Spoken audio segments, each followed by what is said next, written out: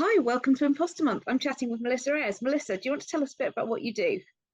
Hi, Emily. Thanks so much for having me. Yeah, I'm one of the Peri Hub experts. So I'm a homeopath. I'm an intuitive healer and menopause coach. And I have a program called the Menopause Revolution program, where I work with ladies in perimenopause and menopause. I provide all of the deep emotional support that's needed at this time, using theta, intuitive healing, energy healing, which is really amazing, very powerful. We can change old thoughts, limiting beliefs, feelings, emotional trauma. We can shift very quickly with theta. And then accompanying that, because they work really beautifully together, is all of my knowledge of natural health and homeopathy, which is lovely for if you want to take a natural approach to your perimenopause or menopause. So that's what I do. Awesome. Love it. And I think before I quickly get on to imposter syndrome, I think it's great that you're doing one side that's kind of addressing the physical symptoms and one side that's addressing the emotional stuff, because all of us have acquired some emotional stuff by the time we get to our 40s and 50s, haven't we? And yeah, it does need dealing with, and that leads us beautifully into imposter syndrome, I think. Yes, it does. It does, absolutely. So yeah, imposter syndrome. When I first saw that this was the topic to talk about, I was thinking about this, and what that means to me, actually, imposter syndrome is not being good enough Yeah. or not being enough.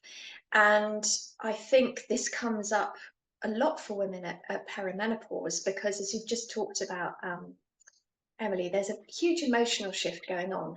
We're going into a new life phase as women. It's, we have a big life shift when we go through puberty, and this is the next big shift. And if we're carrying a lot of emotional baggage, my experience is that then the transition is going to be more difficult, and actually physical symptoms as well. Interestingly, if a woman's carrying a lot of emotional baggage she hasn't dealt with, physical symptoms are going to be worse as well, because perimenopause is a natural transition.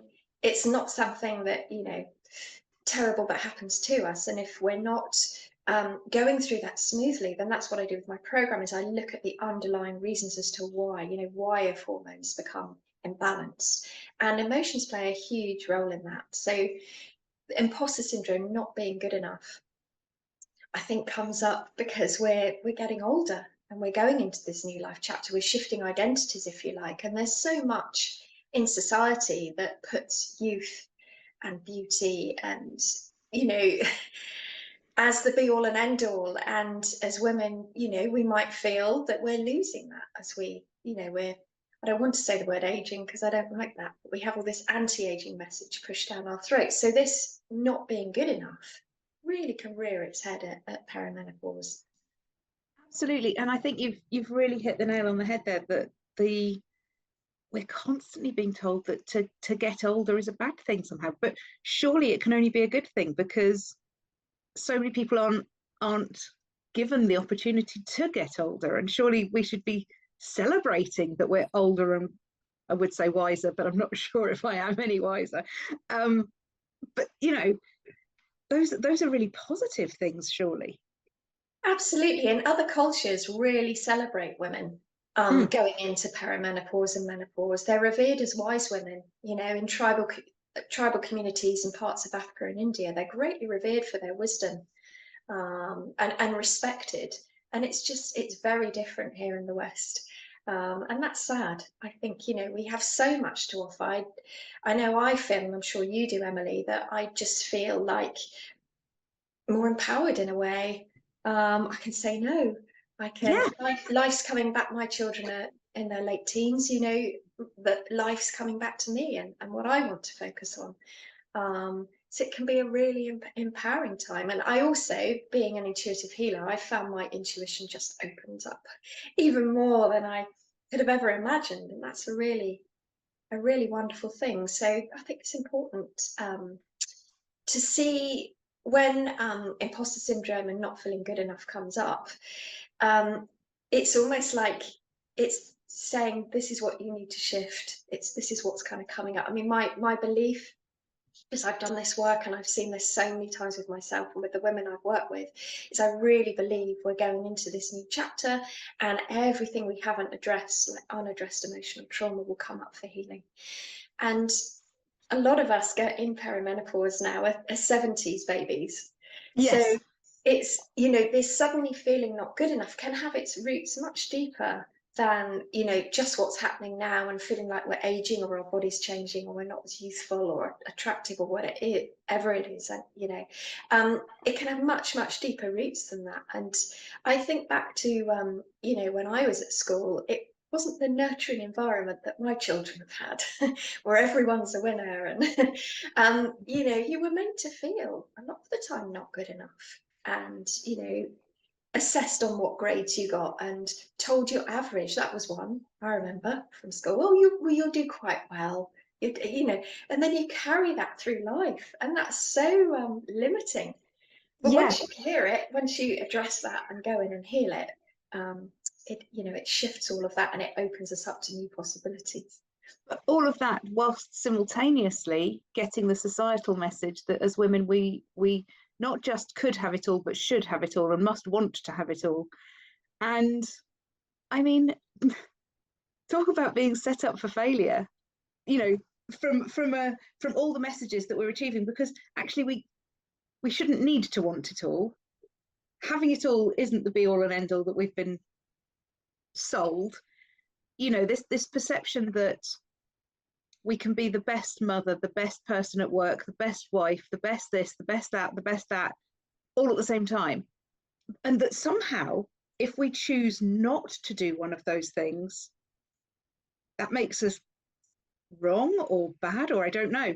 You can totally see that there are so many things along the way that are just going to trip us up. Yeah, and that's why the work I do with women, we really get to the roots of why we feel we have to be all of that. Because you're so right, Emily. It just sets us up for failure.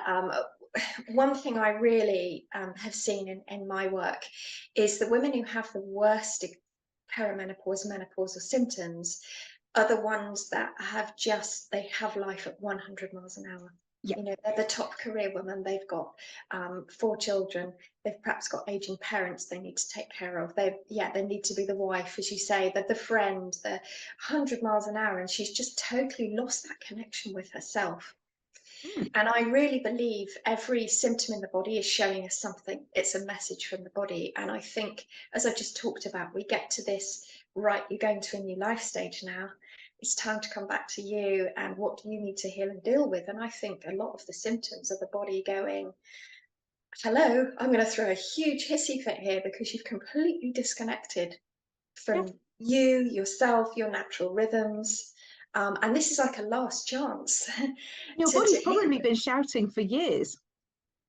Absolutely, yeah, absolutely, and we ignore it. You know, it's like with practicing menstrual cycle awareness and being aware that we can't be, you know, fluffy, bouncy, bouncing around all month. We need to honour the fact that we have different seasons in our cycle, and in the estrogen phase, we can be a lot more bouncy and productive and socialise and creative. But in that luteal progesterone phase, actually, we need to slow down. So honouring that and not just living this, it's the masculine model of doing and acquiring and you know, full on. And then I think we get to perimenopause and the body just goes, hang on.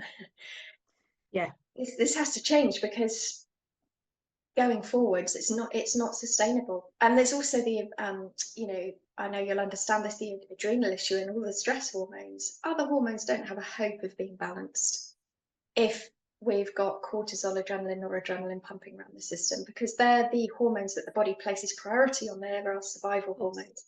And actually the adrenals are designed to pick up where our ovaries are not producing the estrogen anymore. Our adrenals are designed, you know, nature doesn't get it wrong, to pick up the slack there. And so I really believe that's why women, or is one of the reasons why women will have a difficult time at perimenopause and menopause, is this stress and 100 miles an hour, and that disconnection from self and one's needs. Yes.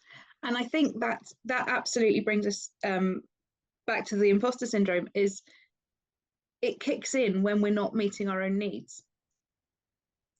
Yes. If we're living a life that's, this is going to sound really schmaltzy, but I know what I mean, that's true to our values and that's true to who we are, we probably already have that core of knowing that we're good enough and that we are doing the right thing. If we've and you know, I see this time and time again, and I've been there as well, so this is not a judgment statement at all, but if we're trying to be in a world that isn't quite aligned with us, then it's another shout from our body to say, hang on a sec, things aren't quite right, we need some boundaries in place here. And it may be that, you know, for example, someone's been living the, you know, the high flying career through their 20s and 30s, and it served them well in that time, but maybe then, just as things start to change, it's that realization that maybe that isn't their true purpose any longer. Yeah, yeah. And you know, imposter syndrome, when I said, you know, it's about not feeling good enough or not being enough or not being good enough, you know, sometimes that just comes back to, you know, well, who am I to take care of myself and put myself first? That can be a big issue too around perimenopause and menopause, and make us feel like, you know, well, I shouldn't be the center of attention, or I shouldn't be the one who's but you can't give from an empty cup. No. And I love, there's a, I can't remember where I read it, but there was an expression, is give from a full saucer, you know. Oh, nice. Your cup is overflowing, then we have enough to give others. So it's not selfish, you know, to put yourself first, and know that you are good enough, and you deserve to be put in the spotlight. Awesome. Thank you, Melissa. Thank you, Emily.